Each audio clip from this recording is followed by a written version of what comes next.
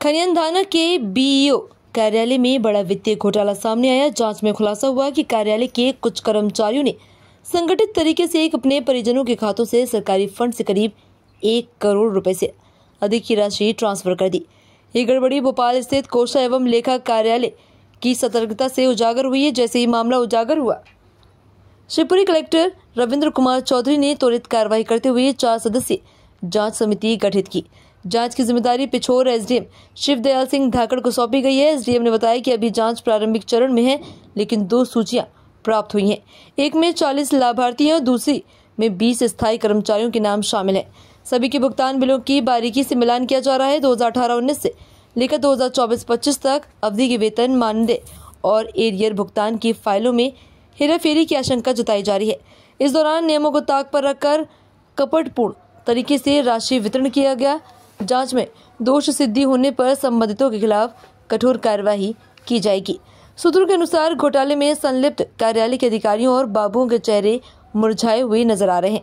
जांच की आहट के बाद उनमें हड़कंप मच गया। विधायक प्रीतम सिंह लोधी ने इस घोटाले पर प्रतिक्रिया देते हुए कहा कि मैंने पहले ही विधानसभा में ऐसे मामलों की ओर ध्यान आकर्षित किया था। अब पर्दे खुल रही हैं, दोषी नहीं बचेंगे, जेल जाएंगे। सूत्रों का मानना है कि ये घोटाला अकेले नहीं है। यदि खनियान के अन्य शासकीय विभागों की जांच की जाए तो कई और मामले सामने आ सकते हैं। ये एक संगठित नेटवर्क की ओर इशारा करता है जो संभवतः वर्षों से सक्रिय है। खनियान से शिवकांत सोनी की खास रिपोर्ट। शिक्षा विभाग में ही नहीं, यहाँ पर हर विभाग में घोटाला हुआ है।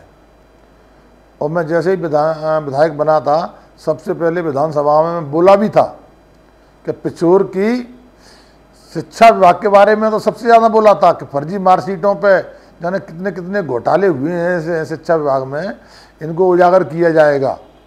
और इसमें मैं उजागर में लगा हुआ हूँ।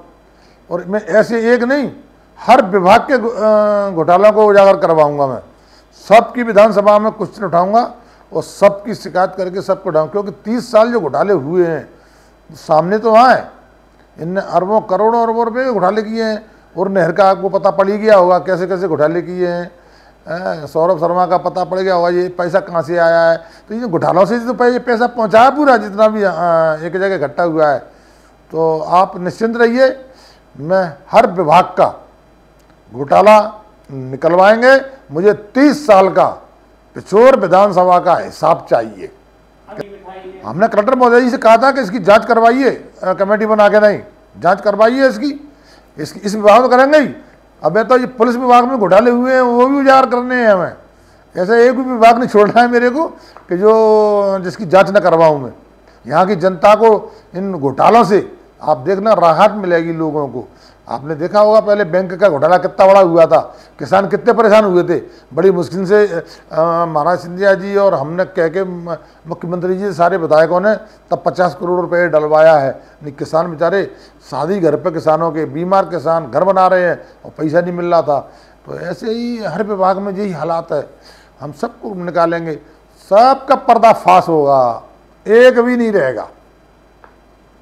भी नहीं पर्सनल खातों में डाले गए हैं, जो विभाग से जुड़े हुए अपने लोग हैं उनके खातों में डाले गए, उनके साथ क्या कहते हैं? उसका अभी हमारे संज्ञान में 11 लोग आए हैं। इसमें अभी हमारी जो सूची है उसके अनुसार 11 लोग हैं। और ये 40 की जो सूची है उसमें कुछ अतिथि शिक्षक हैं, कुछ कर्मचारी हैं और 11 लोग मतलब प्राइवेट लोग हैं। अभी 5-6 लोग ट्रेस नहीं हुए हैं कि वो प्राइवेट हैं या अतिथि शिक्षक हैं। तो वो 6 भी जैसे ही क्लियर हो जाएंगे तो उनमें पता लग जाए कितने निजी हैं। तो ये प्राइवेट लोग हैं 11। तो ये क्या है, कर्मचारियों के परिजन हैं जिनके खातों में कपटपूर्ण भुगतान हुआ है। इसका अतिशीघ्र हम लोग प्रतिवेदन बना के कलेक्टर महोदय को प्रस्तुत करेंगे। तो सर इस पर इन लोगों पर क्या कार्रवाई हो सकती है? इन पे मतलब कपटपूर्ण भुगतान के लिए कार्रवाई फिर कलेक्टर महोदय डिसाइड करेंगे। ये जांच चल रही है, घोटाला जो सामने आया है, ये जांच कहां तक पहुंची और कितने समय तक ये जांच चलेगी, कब तक क्लियर हो जाएगा? ये जो पूरा मामला है संक्षेप में बताएं। ये आयुक्त कोष एवं लेखा से विकासखंड शिक्षा अधिकारी खनियान में कपटपूर्ण भुगतान की जानकारी कलेक्टर महोदय को प्राप्त हुई और कलेक्टर महोदय द्वारा हम लोगों का एक दल गठित किया है। तो हम लोगों ने अभी जांच प्रारंभ की है।